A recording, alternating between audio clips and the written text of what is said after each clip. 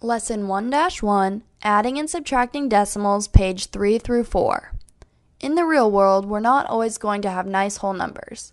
We will have to add and subtract decimals when dealing with things such as money, time, or measurements.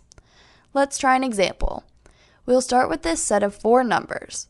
First, let's estimate the sum. To do this, we need to round to the nearest 10 and then add all of them up.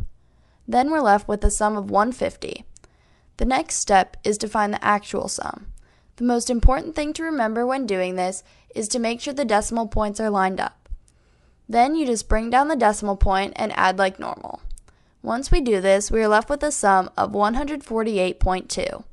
The final step is to compare this result with our estimate, and since they're close, we did it right. Now let's try a subtraction problem. For this example, we're going to take the biggest and smallest numbers from the original set of 4. First, we need to estimate, so when we round, we're left with a difference of 20. Now let's find the actual difference. A subtraction problem is set up exactly the same as an addition problem, so we just bring down the decimal point and then subtract. Then we're left with the result of 21.73, which is close to 20, so we did it right. Now I'm going to be going through the answers to the activity practice for this lesson from page 13 in your Springboard book. Questions 1 through 4 ask you to estimate the answer, so you'll need to round to the ones place and add or subtract. The answers are 5, 16, 7, and 27. Questions 5 through 8 are very similar to the ones we've worked through together, so you should solve them the same way.